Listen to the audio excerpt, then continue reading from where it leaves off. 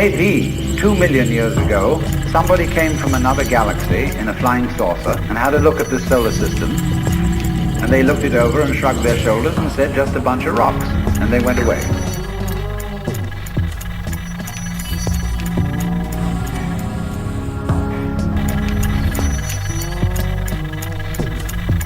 Later on, maybe 2 million years later, they came around and they looked at it again. And they said, excuse me, we thought it was a bunch of rocks, but it's peopling.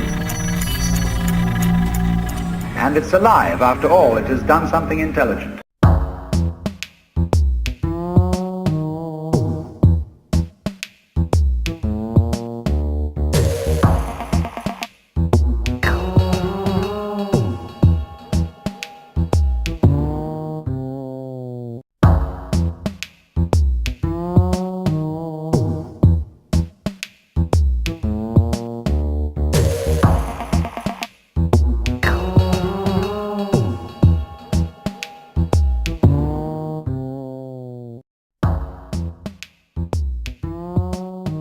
We speak of coming into this world, and that we look out upon a world that is foreign to us.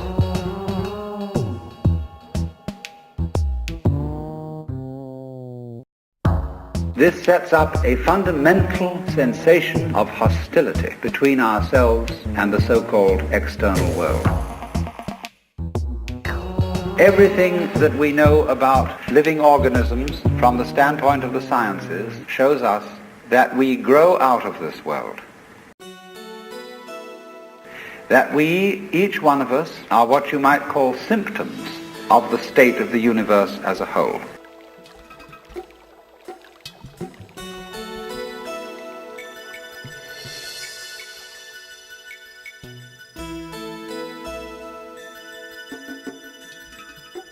And so each one of us is a waving of the whole cosmos, the entire works, all there is.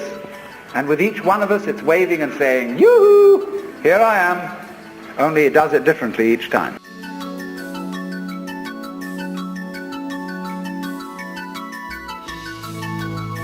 Very few people today really believe in God.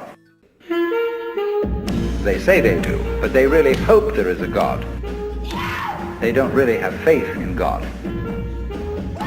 They wish that there was one and feel that they ought to believe that there is. But the idea of the universe being ruled by that marvelous old gentleman is no longer plausible.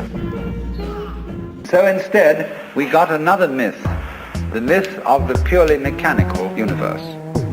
It has become fashionable to believe that the universe is dumb, stupid, that intelligence, values, love, and fine feelings reside only within the bag of the human epidermis, and that outside that, the thing is simply a chaotic, stupid interaction of blind forces. And by some weird freak of evolution, our intelligence is an unfortunate accident. If you would think that the idea of the universe as being the creation of a benevolent old gentleman, you can have that on the one hand, and if that becomes uncomfortable, you can exchange it for its opposite, the idea that the ultimate reality doesn't have any intelligence at all. Now, these ideas don't make any sense. You cannot get an intelligent organism, such as a human being, out of an unintelligent universe. You do not find an intelligent organism living in an unintelligent environment. We grow out of this world in exactly the same way that the apples grow on the apple tree. But you see, we curiously twist it. We say, well, first of all, in the beginning, there was nothing but gas and rock. And then intelligence happened to arise in it, like a sort of fungus or slime on the top of the whole thing. But we're thinking in a way, you see, that disconnects the intelligence from the rocks.